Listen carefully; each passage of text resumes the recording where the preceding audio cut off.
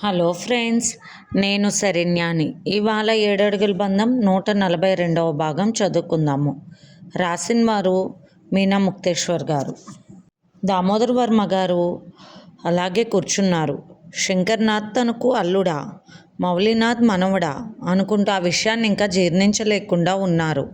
నా కూతురు బతికి ఎలా ఉంది, అసలు ఏం జరిగి ఉంటుందన్న ఆలోచనలు దామోదర్ వర్మ గారిని చుట్టుముట్టాయి. శంకర్నాథ్ మాట్లాడుతూ, అయితే ఈ ఆస్తులన్నీ కూడా ఎవరికి చెందుతాయి అన్నాడు కోపంగా శంకర్నాథ్. చాలా కోపంగా చూస్తున్న మౌలినాథ్ వైపు చూసి, తాతగారు చనిపోయిన సమయంలో మీరు ఇలా అడగడం ఏం భావ్యం కాదు అని కొడుకుని మందలించింది మంజీరావర్మ. చిన్న వయసులో చచ్చిపోయాడా ఏమిటి? ఎంతవరకు బతకడమే అదృష్టం అన్నాడు వెటకారంగా శంకర్నాథ్. ఆ మాటకు చాలా కోపం వచ్చింది దామోదర్ వర్మ గారికి. కానీ అక్కడ తను మాట్లాడడానికి ప్రస్తుతానికి అనవసరం అనిపించి మౌనంగా ఉండిపోయారు. ఒకప్పుడు దామోదర్ వర్మ గారు అయితే చెంప అప్పుడే పగలు కొట్టేవారు. ఇక కృష్ణవర్మకు శ్రావణి ఎక్కువగా గుర్తొస్తుంది. ఇంటికి వెళ్ళిపోవాలనిపించింది. రాజశేఖర్ నిలయంలో సభ్యుల మీద కృష్ణవర్మ కూడా బెంగ పెట్టుకునేటట్లు అయ్యాడు. ఆ కుటుంబం చూపించే ప్రేమకు అంతగా తను కూడా ప్రేమగా ఆలోచిస్తున్నాడు. ఇప్పుడు ఆస్తిపాస్తుల గురించి తెలియాలి. నేను అక్కర్లేదు, దూరంగా వచ్చేసావు, అలా అని నీ పిల్లలకి ఆస్తి కూడా ఇవ్వవా అంటూ కోపంగా చూశాడు శంకర్నాథ్. పిల్లలు ఎంతమంది మంజీరావర్మ కానీ దామోదర్ వర్మ గారు చూస్తూ ఉండగానే మమ్మీ, డాడీ అంటూ కార్ దిగి ఫాస్ట్గా ఇంట్లోకి వెస్ట్రన్ డ్రెస్లో ఉన్న ఒక అందమైన అమ్మాయి రవివర్మ అలాగే చూశాడు. కృష్ణవర్మ వైపు, రవివర్మ వైపు, దామోదర్ వర్మ గారి వైపు విచిత్రంగా చూసి, ఏరా విలన్, ఏం చేస్తున్నావు అంటూ అన్నభుజం మీద ఒకటి వేసింది ఆశయ. ఆశ అంటూ మంజీరావర్మ కళ్ళల్లో నీళ్ళొచ్చాయి.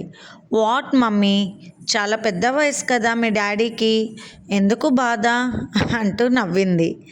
ఎప్పుడు బయలుదేరావు? మీ అత్త చెప్పని కూడా చెప్పలేదు అన్నాడు శంకర్నాథ్. మీరు ఖాళీగా ఉంటారా ఏమిటి? తాతగారు చనిపోయారని చెప్పారు. నేను ఇండియా నుండి వెళ్ళి 3 ఏళ్ళు అవుతుంది. చదువు కంప్లీట్ అయిపోయింది. ఇంకా రాక అక్కడ కూర్చోమంటారా? సస్పెన్స్గా రావాలి అనుకుని ముందే టికెట్స్ కన్ఫర్మ్ చేసుకున్నాను. కానీ ఖచ్చితంగా నేను వచ్చే సమయానికి ఇలా జరిగింది. ఇప్పుడు ఈ విషయానికి వచ్చినట్లుంది అంటూ నవ్వేసింది ఆశ. ఆశను చూస్తూ అలాగే ఉండిపోయింది మంజీరావర్మ కళ్ళ నీళ్ళతో. ఆశ బుగ్గ మీద చేయి పెట్టుకుని, సంథింగ్ రాంగ్ మమ్మీ, ఈ ఓల్డ్ మ్యాన్ని చూస్తుంటే నువ్వు ఈయన కూతురేమో అనిపిస్తుంది. ఈ యంగ్ మ్యాన్ ఏమో అచ్చు మన విలన్లాగా ఉన్నాడు. ఈ పెద్ద మనిషి ఎవరు, వాడెవడు అన్నది ఆశ. అమ్మో, ఈ అమ్మ డేంజర్ కృష్ణవర్మ, ఈ అమ్మాయి అన్నాడు రవివర్మ నవ్వుతూ. ఎక్కడే ఉన్నా మాకే తెలియదేమి, ఇప్పుడు వచ్చి నువ్వు తీరిగ్గా అడుగుతున్నావు అన్నాడు కోపంగా మౌలినాథ్. అరే మౌలి, నీకు కోపం ఎక్కువ, వివరం తక్కువరా. నువ్వేమీ మారలేదురా, అచ్చం అలాగే ఉన్నావు.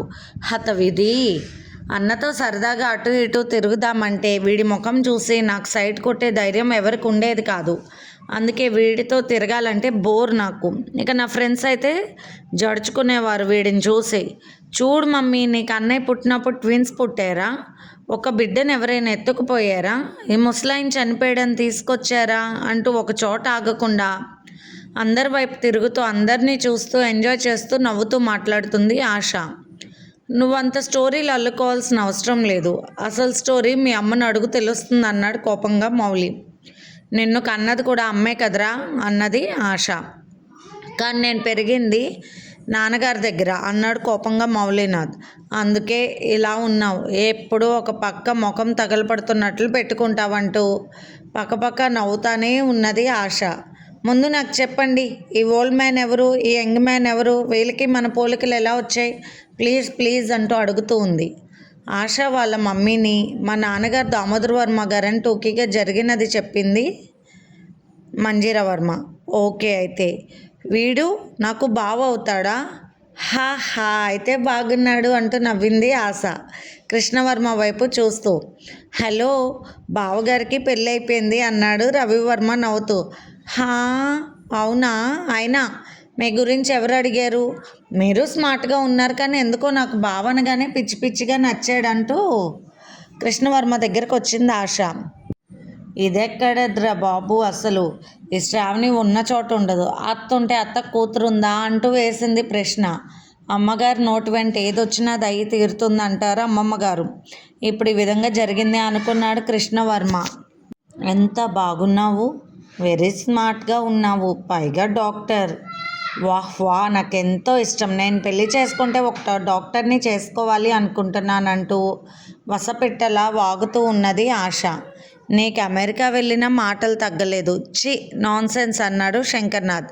అయ్యో పిచ్చి డాడీ, అమెరికా వెళ్తే మాటలు ఎలా తగ్గుతాయి, ఇంకా పెరుగుతాయి.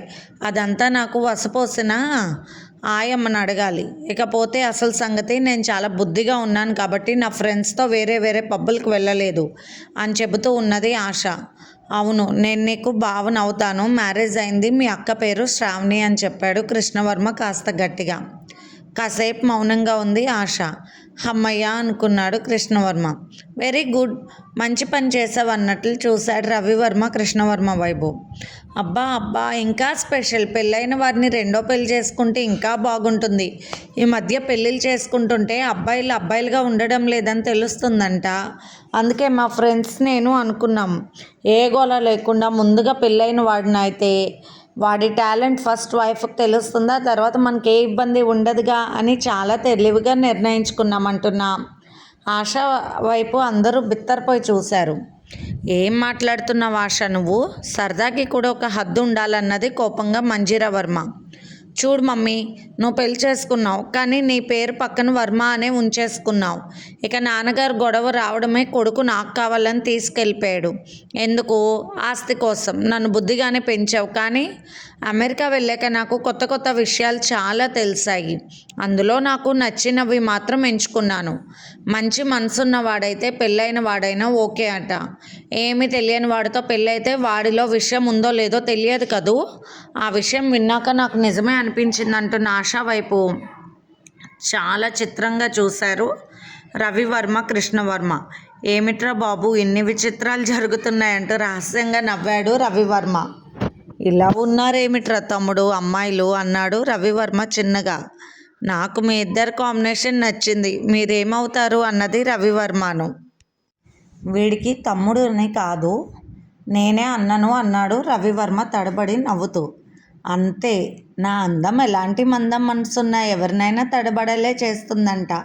అందరూ అలా మెచ్చుకుంటారు కాలేజీలో అంటూ స్టైల్గా డ్యాన్స్ వేసి ఆశ కోపు ఊపేసింది. దామోదర్ వర్మ గారు ముందే లోపలికి వెళ్ళి పడుకోవడంతో ఈ విషయాలన్నీ చూడలేకపోయారు.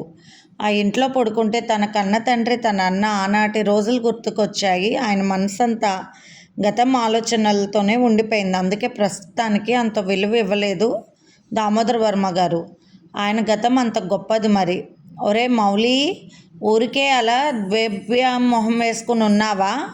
ఎవరికైనా లైన్ వేసావా? ఎవరు పడరు నీ ముఖానికి. చూడు, కటౌట్ నీదే. కానీ కృష్ణవర్మ బావ వైపు చూడు. చూడగానే నచ్చేశాడు. వెంటనే పెళ్ళాడాలనిపించింది. పెళ్ళైన వాడైనా సరే ఈ ఆశకు ఆశావర్మగా మారిపోవాలనిపించింది.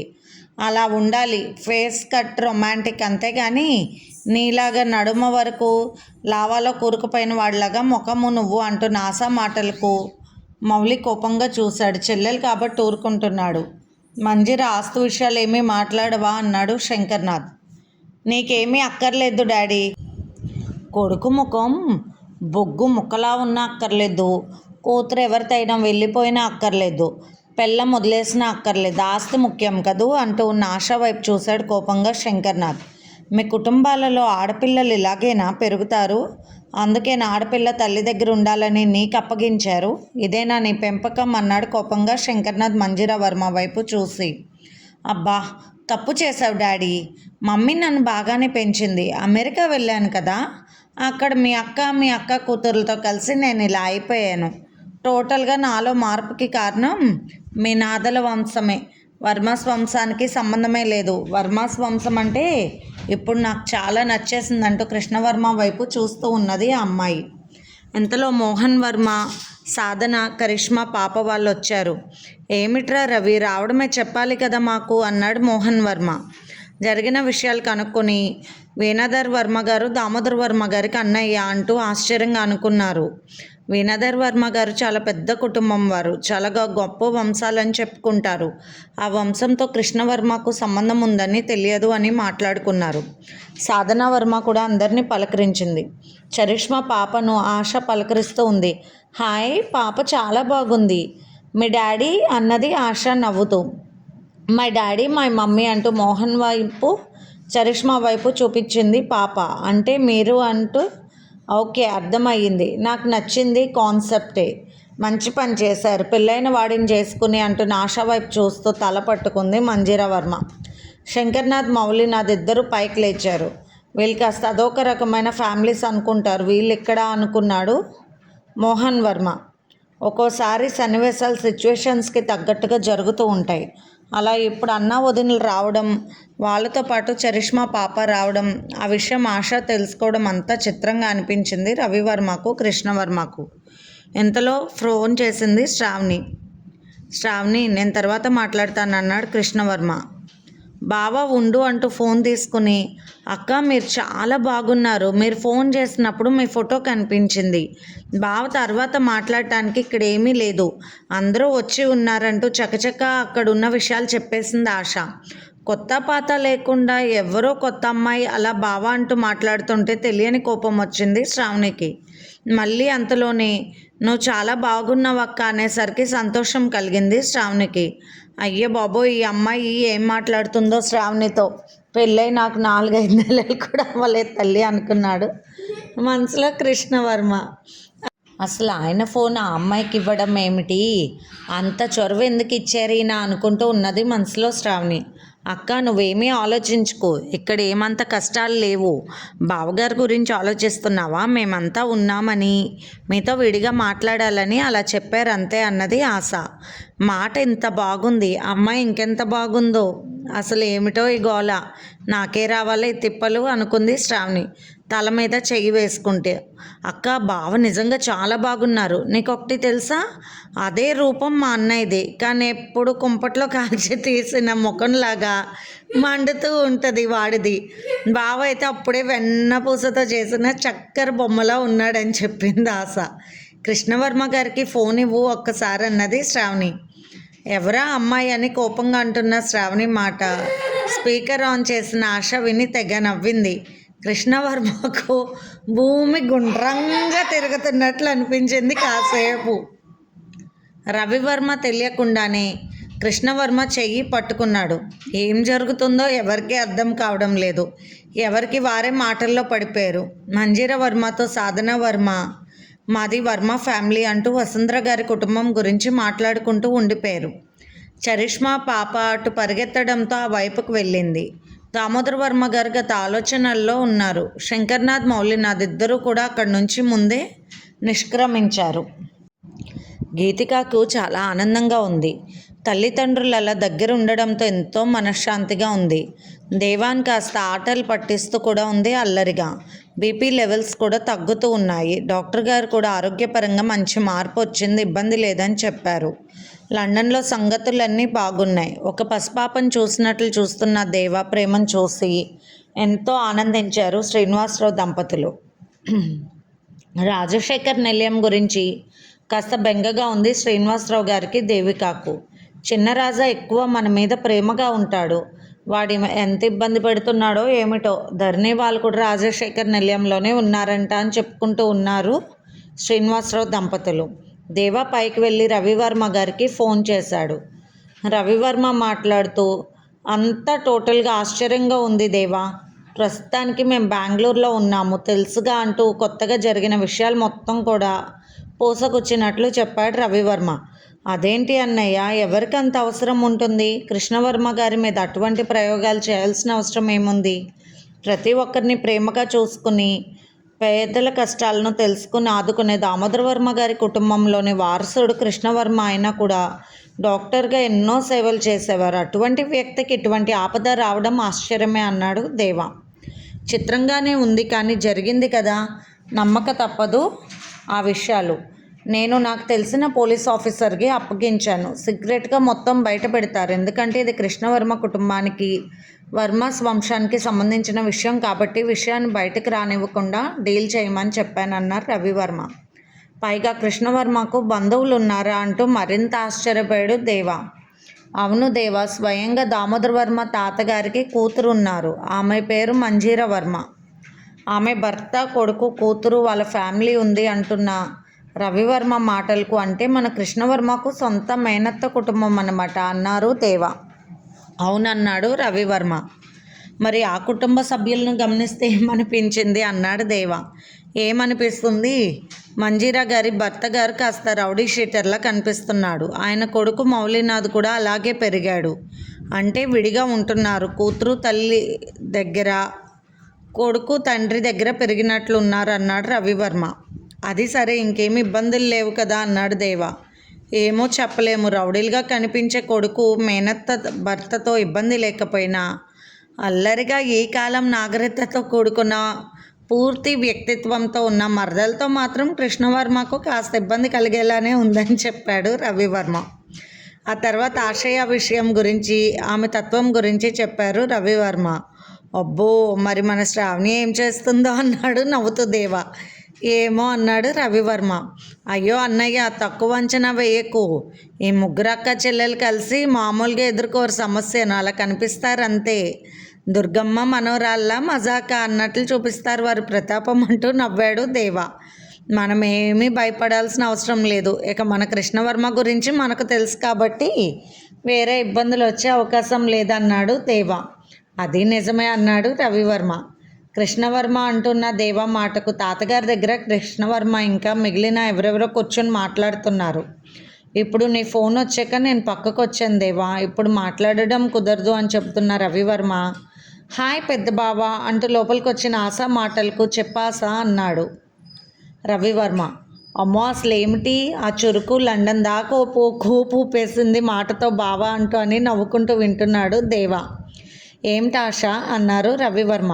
నాకు కృష్ణవర్మ బావ గురించి తెలుసుకోవాలనుంది. మీకు తెలిసిన విషయాలు తెలియజేస్తారా అన్నది ఆశ. చెప్పాను కదా, కృష్ణవర్మకు పెళ్ళయింది, భార్య పేరు శ్రావణి అన్నాడు రవివర్మ. చెప్పిన విషయాలు చెప్తారా? నేను అడిగింది బావ గురించి. ఆ విషయం నాకు తెలుసు కదా. పెళ్ళైన విషయం పెద్ద గొప్పగా నేను పట్టించుకోను. ఆ విషయంలో మీరు ఇబ్బంది పడకండి, మీకు చెప్పాను కదా అంటున్న ఆశ మాటలు వింటూ దేవా, అమ్మో పెళ్ళైనా పట్టించుకోదంట అని నవ్వుకున్నాడు మనసులో. కానీ సమస్య మాత్రం కళ్ళ ముందు కదులుతున్నట్లు అనిపించింది. ఇంతలో కృష్ణవర్మ లోపలికి వచ్చాడు. అన్న, తాతగారు పిలుస్తున్నారంటూ. బావా అన్నది ఆశ. ఏమిటి ఆశ అని అడిగాడు కృష్ణవర్మ. ఏమీ లేదు, మీరు చాలా బలంగా ఉండి మనిషి ఏదో కాస్త నీరసంగా ఉన్నట్లు కనిపిస్తున్నారన్నది ఆశ. ఎందుకు అలా ఉన్నారు అంటూ ఏం మాట్లాడాలో అర్థం కాక మౌనంగా ఉన్నాడు కృష్ణవర్మ. రవివర్మ కూడా అలాగే చూస్తున్నాడు. అవతల ఫోన్లో దేవా కూడా వింటూ ఉన్నాడు. ఆశ, ఏం చేస్తున్నావు ఇక్కడ అంటూ మంజీరా వర్మ గారు పిలిచారు. ఏం లేదు, నీకు సొంత మేనల్లుడు ఉన్నాడు అన్న ప్రేమ కూడా లేదే. నాకైతే మీ మేనల్లుడు గురించి అన్నీ తెలుసుకోవాలనిపిస్తుంది. తప్పేముంది? మాకేమీ తెలియదు అంటూ మాట్లాడుతున్న ఆశ మాటలు. ఏదైనా తెలుసుకోవాలనుకుంటే తాతగారిని అడిగి తెలుసుకో, కృష్ణవర్మని ఇబ్బంది పెట్టకు. కృష్ణవర్మకి హెల్త్ బాగోక హాస్పిటల్లో చూపించుకోవడానికి ఇక్కడికి వచ్చారు తెలుసా అంటూ చెప్పారు మంజీరా వర్మ గారు. అనుకున్నాను అంటున్న ఆశా మాటలు విని కృష్ణవర్మ తాతగారి దగ్గరికి వెళ్దాం అన్నయ్య రండి అని పిలిచి ఇద్దరూ వెళ్ళిపోయారు. ధరణి మాట్లాడుతూ, శ్రావణి, ఎందుకు అలా దిగులుగా ఉన్నావు? ఏమేమో ఆలోచించకు. ఇటువంటి విషయాలు జరిగినప్పుడు భర్త మీద పూర్తి నమ్మకం ఉండాలి శ్రావణి. చెప్పాలంటే నువ్వు పెద్ద అందగత్తవేమీ కాదు. అయినప్పటికీ చుట్టూ ఉన్న ప్రపంచంలో అన్ని రకాల నాగరికతలను చూసిన వారు కృష్ణవర్మ. అయినప్పటికీ నిన్నే ఏరుకోరి పెళ్లి చేసుకున్నారు. అటువంటి ప్రేమమూర్తిని అనుమానించాల్సిన అవసరమే లేదు నువ్వు అన్నది కోపంగా ధరణి. అది కాదు అక్క, ఆయన్నేం అనుమానించడం లేదు అన్నది కోపంగా శ్రావణి. ఎవరిని అనుమానించాల్సిన అవసరం అంతవరకు ఉంటుంది. ఎదుట వ్యక్తి మనస్తత్వాన్ని మనం అంచనా వేయగలమా? అందుకోసం మన జీవితాన్ని అనుమానాలతో వ్యర్థం చేసుకోవాల్సిన అవసరం లేదు. నీ మాటలు వింటూనే ఉన్నాను. ఆ అమ్మాయి కృష్ణవర్మ గారికి మరదలవుతుంది.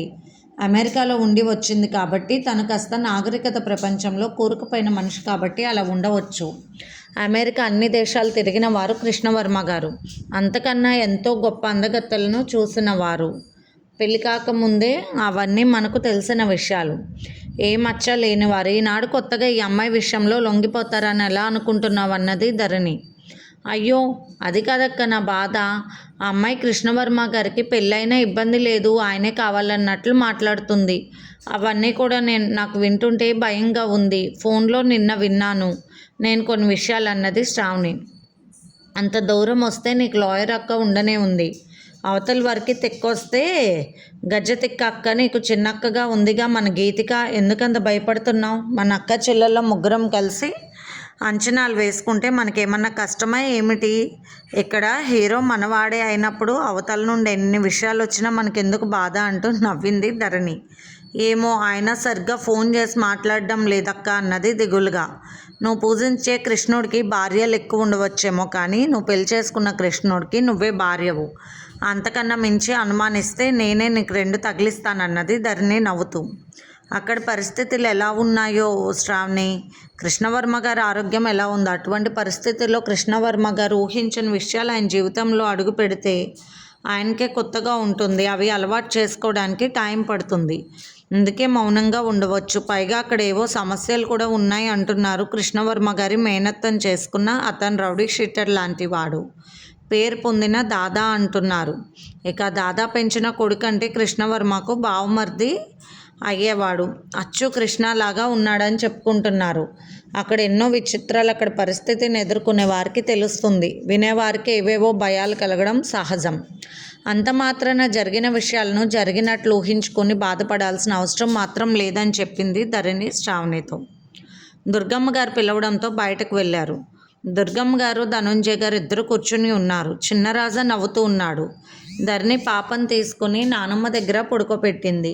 సుప్రజ వంటింట్లో పనిచేస్తూ ఉంది. ఆనందరావు గారు ఫ్యాక్టరీ నుండి వచ్చి భోజనం చేసి మళ్ళీ వెళ్ళారు.